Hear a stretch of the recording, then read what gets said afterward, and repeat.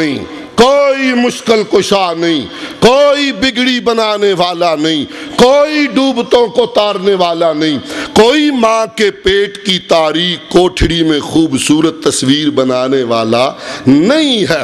بڑا رئیس بندہ ہے، وقت کا بڑا حکمران ہے، اولاد نہیں ہے، ٹپری واسا دور بیٹھا ہوا چاند جیسا بیٹا اللہ نے عطا کر دیا ہے، یہ اس کی مرضی ہے نا۔ حضرات ذی وقار کہا کیا چاہتے؟ کہا لات منات کی توہین کرتا ہے۔ حضرات وہ محبوب جس کی زبان اطہر کا یہ عالم ہو، تلوار رکھی ہے اوپر، دشمن کے ہاتھ میں آئی، اقتدار آ جائے تو سب کچھ بندہ بھول جاتا ہے، 4 پیسے آ جائیں، زار ہوئے جوانی ہوئے زار ہوئے پلے، جوانی ہوئے زار ہوئے پلے، ادھی بھی پھر ایسی تیسی جڑا نیواں ہو کے چلے۔ پیسے ہوں جوانی ہو پھر بندہ نیچا ہو کے چلے، یہ مشکل ہے۔ ہاتھ میں تلوار ہو، طبیعت میں خمار ہو اور دماغی طور پہ بیمار ہو اور سامنے اپنے حساب سے دشمن سمجھے۔ محبوب سوئے ہوئے میرا پیر و مرشد، اور لوگوں وہ میرا پیر، پیر منیا جے پیڑ نہ جائے اس پیر نو کی کرنا ہو، مرشد منیا ارشاد نہ حاصل اس مرشد نو کی پڑھنا ہو، جس ہادی کو نو ہدایت نہ حاصل اس ہادی نو کی کرنا ہو۔ پکڑا ہے، کہا، جگایا اور تلوار لہرا کے کہنے لگا من یاسمک منی، اے محمد صلی اللہ علیہ وسلم، کون بچائے گا میری تلوار سے؟ قربان جاؤں، سمجھو تعلیم توحید کی، کون بچائے گا؟ فرمایا وہ بچائے گا جس نے یتیم پیدا کیا اور در یتیم بنایا ہے۔ کون؟ اللہ۔ کون بچائے گا؟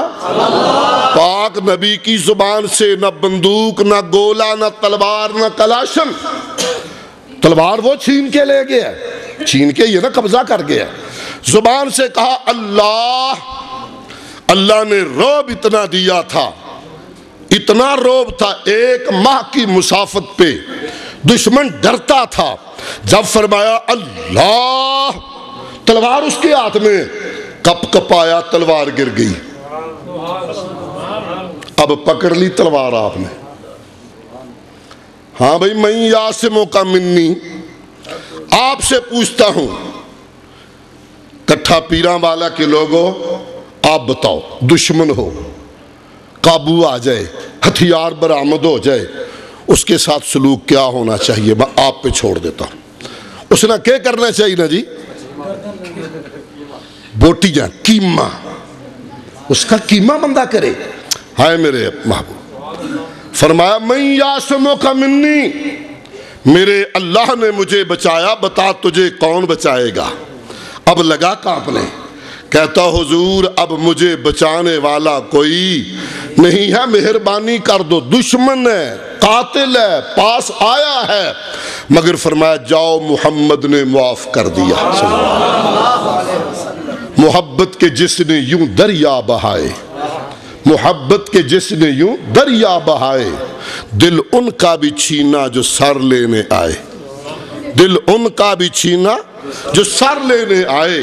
یہ بندہ نوازی کے جوہر دکھائے، خود کھائے جو اور جواہر لٹائے، خود کھائے جو اور جواہر لٹائے۔ حضرات ذی وقار وہ محبوب صلوات اللہ علیہ، کہا یہ لات منات کی توہین کرتا ہے۔ چچا بوڑھا ہو گیا تھا، کہا بیٹے اب میں کمزور ہو گیا ہوں، ترمیم کر لے، ترمیم کر لے تھوڑی سی، جو درس آج مجھے دیا جاتا ہے ترمیم کر لو۔ اور کونین کے رب کی قسم ہے، لا الہ الا اللہ وہ درس ہے جس پہ کوئی سودا بازی نہیں ہو سکتی، یہ کامیابی کا ضامن ہے، توحید کے بغیر کامیابی ناممکن ہے۔ لا الہ لا الہ، لیکن پڑھنے سے ہے تو ایک حکایت، کہتے ہیں حضرت با یزید بستامی رحمت اللہ علیہ اس طرح کسی جگہ آئے، جلسہ ہو رہا تھا، خطاب فرماتے ہوئے کہنے لگے بھئی لا الہ الا اللہ پڑھ لو، لوہے کے کلے ٹوٹ جائیں گے، لوہے کے کلے پڑھتے ہیں اپنا لفظ، چلو لوہے کے کلے ٹوٹ جائیں گے۔ طوطا پنجرے میں بند تھا، انہوں نے کہا کم بن گیا بھئی، اس نے وہاں لا الہ الا اللہ لا الہ الا اللہ، طوطا لگا رٹنے، کوئی نہ ٹوٹا پنجرا۔ کچھ 6 ماہ کے بعد حضرت پھر آئے، فرمایا لا الہ الا اللہ پڑھ لو، لوہے کے قلعے ٹوٹ جائیں گے۔ طوطا کہنے لگا جھوٹ، میری پتریاں نہیں ٹوٹی، یہ قلعے توڑ رہا ہے۔ وہ بھی سچا تھا نا۔ طوطے نے کہا جھوٹ، میری پتریاں نہیں ٹوٹی۔ فرمایا میاں مٹھو، رٹنے سے نہیں پڑھنے سے، رٹنے سے نہیں پڑھنے سے۔ ویسے بندہ جلی ڈالے لیکن لا الہ الا اللہ حق لا الہ، یہ نہیں سمجھے لا الہ الا اللہ کا تقاضا کیا ہے، لا الہ الا اللہ کا درس کیا ہے، لا الہ الا اللہ کا سبق کیا ہے۔ گردن پہ تلوار ہو، پاؤں میں سونے کے انبار ہوں، گردن پہ بندوق ہو اور پاؤں میں ہیرے جواہرات ہوں، کہا وہ ہے توحید والا، نہ بندوق کی گولی سے خوف کھائے اور نہ ہیرے جواہر کے لالچ میں رال ٹپکے، کہے لا الہ الا اللہ، ایک ہے میرا الہ، ایک ہے میرا مشکل کشا، ایک ہے میری بگڑی بنانے والا، ایک ہے میرے کام سنوارنے والا۔ حضرات ذی وقار، بات کہیں لمبی ہو جائے گی، دوسرے حصے پہ آنا چاہوں گا تھوڑا سا، اور پھر میں تیسرا بھی مجھے اصل میں نے دوستوں کو بتایا ہے، ہوتا اکثر میرے ساتھ ایسے، اکثر یہاں تو خیر میں مہربانوں کی شکایت نہیں کرتا۔ میں ایک جگہ گیا، جلسہ تھا، اور جی یہاں ایک مولوی تقریر کر گیا ہے، کیسٹ سنو، چلا گیا، کیسٹ آ رہی ہے جا رہی ہے آ رہی ہے جا رہی ہے، شام پڑ گئی، وہ یہ کہہ گیا یہ کہہ گیا یہ کہہ گیا، میں نہیں مانتا، کیسٹ کہاں گئی؟ وہ جی آ رہی ہے۔ ابھی میں جانے لگا تو ایک دوست نے کہا یہاں مرزئی بڑے ہیں، ذرا قادیانیت پہ کچھ خطاب کرنا۔ میں ٹھیک ہے جی۔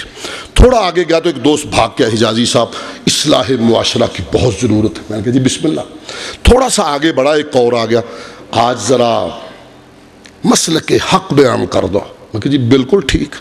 اب جاتے جاتے تقریباً میرے 12-14 موضوع بن گئے، میں نے جیب میں ڈال لیے سارے، اور وہاں میں نے اللہ کی قدرتوں کا ذکر کیا، اور شروع میں کہا میں چھوڑ گیا ہوں وہ باتیں وقت سے بچتا ہوا، چونکہ حضرت ربانی صاحب کا خطاب سننا ہے، اس لیے میں وہ باتیں چھوڑ گیا۔ میں نے وہ کہا کہ بچہ جب دنیا میں آتا ہے، دیکھیں ماں کے پیٹ میں آنے سے پہلے ہی روزی کا چشمہ لگا ہوتا ہے، اور پھر خالق آسمان سے بارش برسا کے اس کی روزی کا بندوبست کرتا ہے۔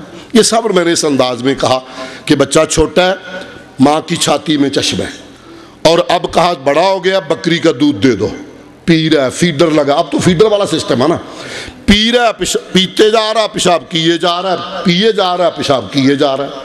اب گھر والوں نے کہا نئے نصاب میں کتابیں بہت ہیں، بستہ بڑا بھاری ہے، رفتار بڑی تیز ہے، 3 سال کے بعد تو جائے گا یہ، پتہ نہیں وہ پریپ ٹھیپ پتہ نہیں کئی کچھ ہے، یہ وہ کئی منزلیں اس کی، نرسری میں، تو بستہ بھاری اٹھائے گا کیسے یا اللہ، اس کو طاقت ملنی چاہیے۔ یہ ننھا اوپر کو دیکھ کے تھا مولا طاقت چاہیے۔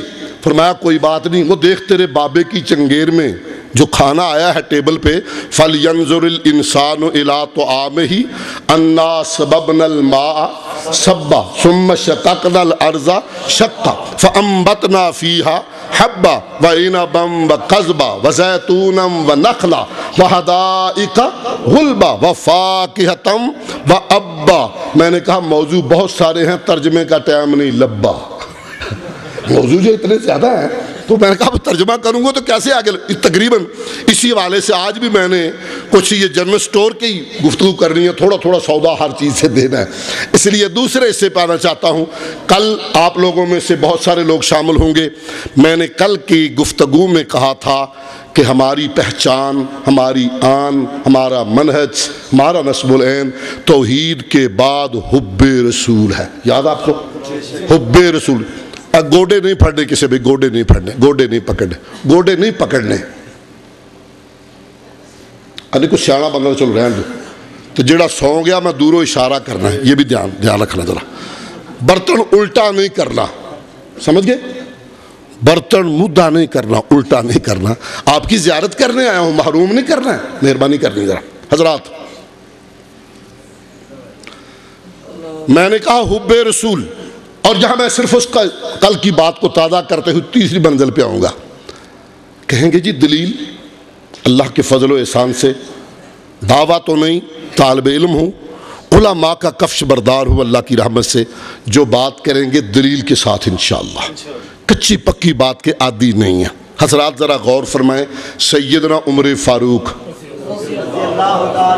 کوئی حرج نہیں، حضرت عمر فاروق رضی اللہ تعالیٰ امیر المومنین ہے، اور آج آئے عمرہ کرنے کے لیے، اللہ کے گھر میں داخل ہوئے، طواف شروع کرنے لگے، حجر اسود سامنے ہے، بوسہ دینے لگے، حجر اسود کو مخاطب کر کے کہا، اے حجر اسود انی اعلم انکا حجر، میں جانتا ہوں تو ہاں میں جانتا ہوں تو واہ مولا، اور پتھر بھی کون سا؟ اسود، کاڑا، پتھر بھی کاڑا کرما والا، دنیا چومنے کے لیے بھاگ رہی ہے۔ کہا حجر اسود میں جانتا ہوں تو پتھر ہے، لا تضر ولا تنفع، عبادت کے لیے پہلا نقطہ عقیدے کا درست ہونا اور توحید کا اقرار، کہا لا تضر ولا تنفع، ارے حجر اسود نہ تو نفع کا مالک نہ نقصان کا مالک، تو کرنی بھرنی والا نہیں ہے، تو کرنی بھرنی والا۔ اب سوال تھا جب کرنی بھرنی والا نہیں، نفع نقصان کا مالک نہیں، بھاگ بھاگ کے چومتے کیوں ہو، بے قرار کیوں ہو، بوسہ کیوں دیتے ہو؟ اسی روایت کے لفظ ہے، کہ لولا انی رأیت النبی صلی اللہ علیہ وسلم یقبلک ما قبلتک، کعبہ کا رب گواہ، اگر محبوب مدنی کو تجھے چومتے ہوئے دیکھا نہ ہوتا تجھے بوسہ نہ دیتا۔ اب سمجھ گئے محبت؟ کہا چونکہ حضور کو تجھے چومتے ہوئے دیکھا ہے، چومتے ہوئے دیکھا ہے، اس لیے بوسہ دیتا ہوں۔ ساتھ اسی حوالے کی دوسری روایت، آپ جب طواف شروع کرنے لگے، اللہ سب کو اپنے گھر کی زیارت نصیب فرمائے۔ گھر سب تھوڑا رومال چاہیے، یہ پریکٹیکل اچھا ہوتا ہے۔ وہاں جو لباس حاجی اور عمرے والے لوگ پہنتے اس کو کیا کہتے ہیں؟